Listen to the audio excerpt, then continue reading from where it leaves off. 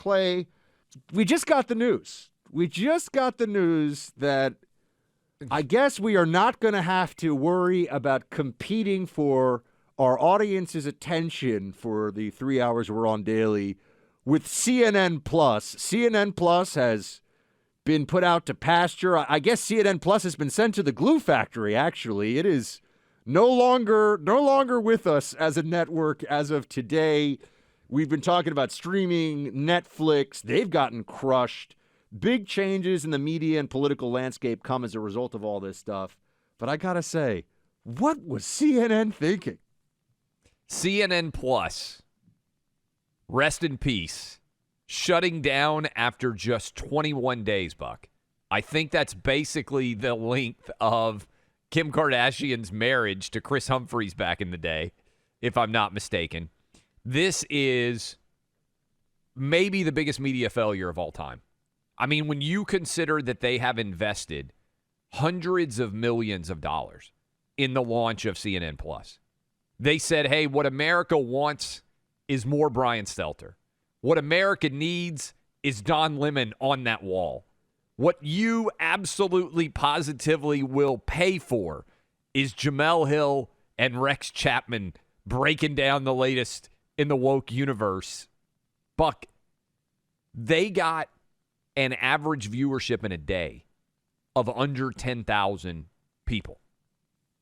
Under 10,000 people for CNN Plus. I mean, to put that into context, I mean, we have videos on Outkick, on our Outkick programming, that do infinitely better. Like, Outkick is bigger with the 8 shows that we do or whatever than CNN Plus was.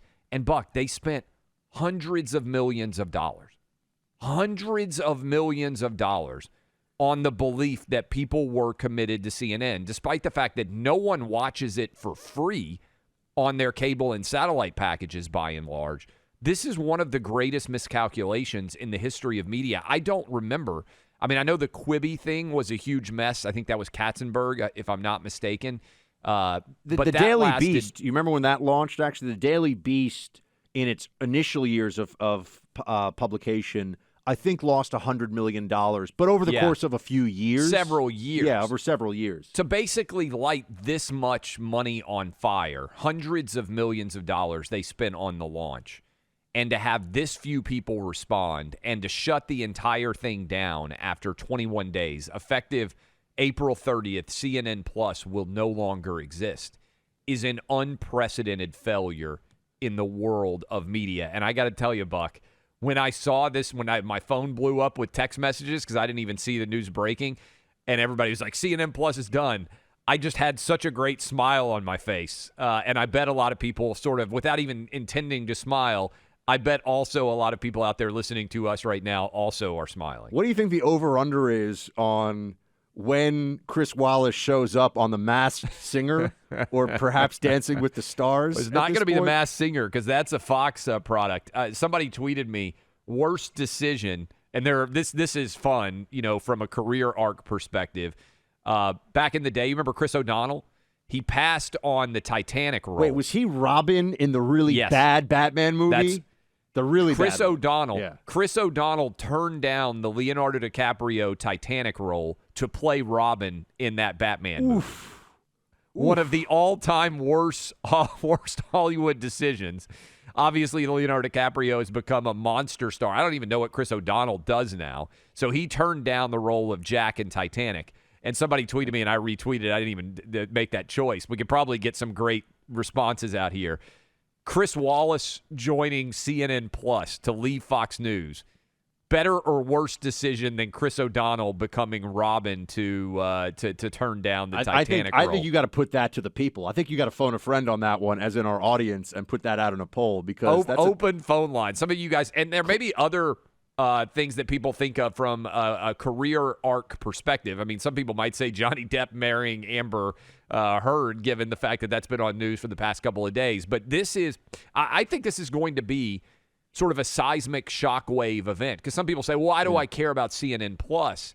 This is a sign. CNN has new owners in the Discovery-Time Warner merger, and they're looking at the data now with fresh eyes, and they are saying, my goodness, to me, this is a test of the overall value of the CNN brand and how much it's liked by the people who consume it. And the answer is not at all. I think there's a number of things that all come together here that are of interest of general interest. One is Donald Trump broke CNN. Donald Trump almost single-handedly, and it was Jeff Zucker pushing it over there, managed to turn what could still front as a journalism first, left-leaning to be sure, and I was a contributor there for a couple of years when it was in this phase, when it was still in the, Kayleigh McEnany was over there with me. I was over there. Ben Ferguson was over there. We had conservatives that would, and Tucker Carlson had his own show. People forget this at CNN for years and years. That's where he got his start. CNN in the Trump era went essentially full left-wing activist woke in a way that's irreparable to the perception of the public about what the brand is. I do think they're trying very hard now because it's really about the Ukraine. The whole channel is effectively about the Ukraine war right now. They've moved even away from insurrection and January 6th coverage. I think they're trying to reestablish themselves as a news entity in the minds of the public because they just became a kind of more boring, less honest version of MSNBC, which is a lib propaganda network, but everybody knows it. You know what I mean? Everyone agrees that MSNBC is Democrat, is liberal. And CNN, I think, in a lot of ways, because it's such a legacy media brand, insulated the thinking of various anchors and executives over there from the reality of if you have to compete in a marketplace where now people have a lot of choices. Streaming is very different from the cable news world.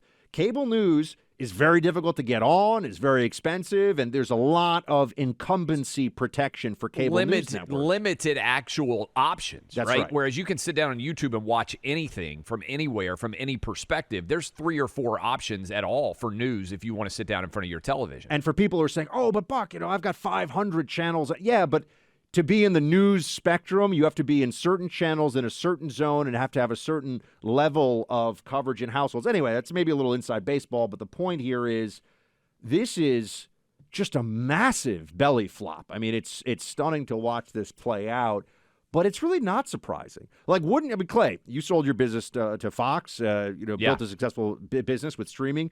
Wouldn't you have been shocked if all of a sudden CNN was drawing CNN Plus, was drawing 500,000, 1 million viewers a night? I mean, that would have been that would have been stunning. It would have been stunning. And Buck, I think you're right, because what CNN not only did under Jeff Zucker before they forced him out during the Trump era was there are a lot of people out there listening to us right now who had CNN pegged as the most trusted name in news, right? In the context of back in the Gulf War, I remember being a kid. You would come home and you would turn on CNN and they had Bernard Shaw reporting from Baghdad or Kuwait or wherever it was. They had the first television war was the way that was characterized. And you would put it on and you trusted them to bring you the news. And they totally gave up the decades that they had branded themselves to turn into an anti-Trump network. He broke them. He really did. And I mean, you obviously have a history at CNN. I'm banned. Being banned, which is amazing. That is like being banned from North Korea, by the way. That is a badge of honor. If North Korea says that Clay Travis is Buck Sexton are not welcome to visit again, you'd be like, that's pretty cool. But I can just from personal experience to give folks a sense of I think I first started doing occasional CNN hits maybe 2014, 2015. So pre-Trump era. Yeah. And Jeff Zucker himself came up to me once and said, I did some analysis of a Russian assassination that occurred right near the Kremlin in real time on TV. And had my, you have a lawyer hat, I have my CIA hat. Yeah. And he just came over, he's like, that was such astute analysis. They used to have me on with their top terrorism analysts on panels when there was breaking news about major terrorist attacks. I was one of the people they would call. I mean, it would be me and Paul Cruikshank and a handful of other folks. I'm not saying I was the top of the list, but I was one of the people that they would draw upon. By the time Trump was running and I started being a pro-Trump voice on the air, I was told that there were conversations in the control room when I'd be on air about how they really needed to dig into my background because they thought I never actually worked at the CIA. That was how crazy it made them. That was how, I could show them briefing photos from the Oval Office. I'm sure they still wouldn't believe it. It's a deep fake, right? The point is, that was how much they were broken by the Trump phenomenon, that they would go, even with someone like me, from, wow, this guy really knows his stuff, to, oh my God, he likes Trump. He must be lying about everything. And it's well said there, too. And to your point earlier, from my background in media, what I have found is people are willing to pay. I don't mean like you pay for a cable subscription. People pay based on strong brand affinity. In other words, if you're subscribing to something that you actually directly pay for, I mean, the cable bundle is such an amazing business, because most people don't realize that they're paying for 400 channels or whatever, because you pay $100 or $150 a month, whatever you do, and that money gets redistributed to all the channels. When you actually have to make a choice to pay for a brand, what matters more than anything else is brand affinity. Do you like and trust that brand? And so your point, I would have been stunned if CNN Plus worked, because I don't really believe there are that many people who are like, man, you know who I love? Don Lemon. I can't get enough of Anderson Cooper. I mean, you might not like Chris Cuomo, but I actually think he had stronger brand affinity. People aren't going to pay money for Jake Tapper, right? I just don't believe that they are. Now, I think there are people in media, whether you like her or not, people will pay for Rachel Maddow, right? They trust her on the left. They'll pay for her. People will pay for Tucker. They'll pay for Sean directly.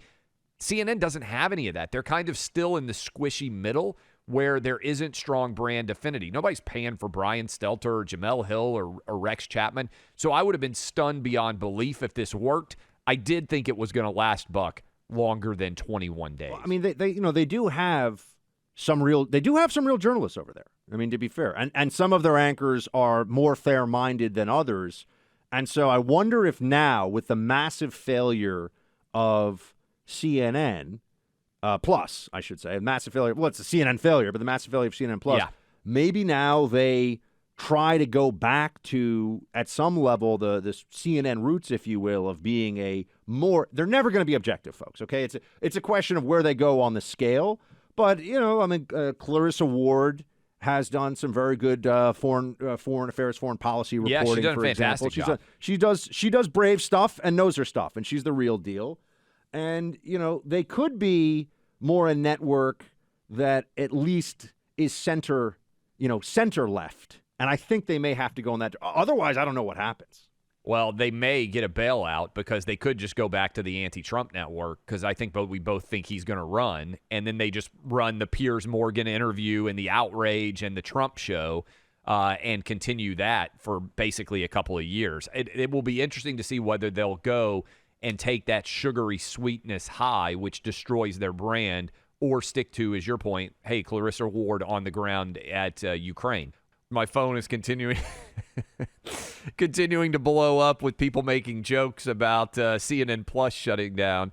One of my friends texted, Iraq lasted longer in Desert Storm than CNN Plus did, as I was reading I think that might even be factually accurate. Yeah, I think Saddam held out longer during Desert Storm than CNN Plus did. And a lot of people want to weigh in, by the way. We'll take some of your calls here as we, let's be honest, gleefully tap dance on the grave of CNN Plus. And I just wanted to read this to you, Buck. I thought this can't be real, so I went and made sure that it wasn't one of those fake Twitter accounts. CNN's Breaking News Twitter account, which has 60 million followers, at CNN Break, tweeted, CNN Plus, the streaming service that was hyped as one of the most significant developments in the history of CNN, will shut down on April 30th. Just 1 month after it launched. That CNN having breaking news about CNN Plus shutting down, I feel like we're through the looking glass, Buck, when I see that, which is absolutely fantastic. 1-800-282-2882 if you want to weigh in. Let's do it. Who we got first? By the way, I generally don't, I don't celebrate people having professional difficulty. CNN tried to destroy a presidency and wants to ruin all of its media opponents on a regular basis and get them canceled and destroyed. So we will joyride through the wreckage of CNN Plus. I have no qualms about this. I will tap dance on their grave, Buck, given the fact that they literally banned me from life for saying that I believed in the First Amendment and boobs. So we'll take your call when we come back. You should make an offer for CNN Plus right now. Add it into the Outkick umbrella and turn it around. $28. Current TV which was Al Gore and some others funded. They bought, what was it? I think they bought a channel. Maybe was it from Al Jazeera or something? They flipped over a channel, gave them 100 million homes of access, paid lunatic, guy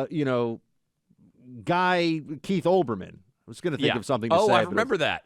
They paid Keith Olbermann $10 million a year to sit in what looked like his mother's basement and do this ridiculous show, and it never got above, I think the highest it ever got was something like 5,000 viewers or whatever. They're paying him $10 million a year, everybody.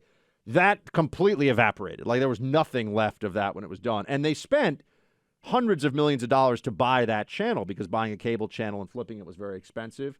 So that's but everyone forgets that. No one even remembers that epic media That also fail. was a slow-moving, like 21 days. Yeah. No, that lasted a couple of years, I think. Maybe 18 months before they realized this is just a disaster. They basically lit $300 million on fire. How'd they spend so much money on something that, like, where did that money even go? I mean, this is like this is the Fire Festival of media brand launches. Like, I don't even know how they did this. They hired, first of all, a lot of people and gave them a lot of money, and they probably people probably $12 million to Chris Wallace. Yeah. You could have had somebody, more compelling and more interesting for a fraction of that cost. So, and then they sent people all over the world to do this programming. Like, I was reading, this idiot Rex Chapman. They sent him to like 3 different continents to do an interview show. And I don't know how but the money was ridiculous. And by the way, does Jeff Zucker avoid this on his resume? Because it was all built by Zucker, right? I mean, the run-up to this had to all be a Zucker decision. So in a sense, him being pushed out over the what was the sexual harassment, but also the Cuomo thing, it was kind of a number of things that came together over there. But this is really this was a Jeff Zucker project. It had to be. It's a great point. I think he probably they would not have KO'd it as quickly if he were still there, would be my bet, because there's no way he could stay on at CNN with this big of a failure, right? But this way, with Discovery coming in now, they're basically, burying the dead bodies problems of CNN. Yeah, I mean, this is Jeff Zucker leaving CNN is almost like, the guy in the crow's nest or whatever from the Titanic getting fired because his cigarette break was too long about 2 minutes before it hit the iceberg, right? Like, he sort of evades being the guy who missed the big one here, messed it up. And it's funny. I wouldn't think, Clay, our lines here lit up. I mean, producer Greg has been, it's a shame he doesn't have eight hands and 8 phones and ears and everything all at once, because we got everyone lining up to weigh in on this. Dave in Scottsdale, Arizona. What do you got for us, Dave? Yes, Clay and Buck. Does CNN Plus knock New Coke from the top spot of the biggest corporate sales of all time? There are so many. That's a great point. New Coke was a disaster. You remember New Coke back in the day? Clear Buck? Pepsi, or was it Clear Coke? Was it both? They had the clear version of it that they came out with. And then SNL actually did a pretty funny sketch where it was like clear gravy, like clear sandwich bread. So, yeah.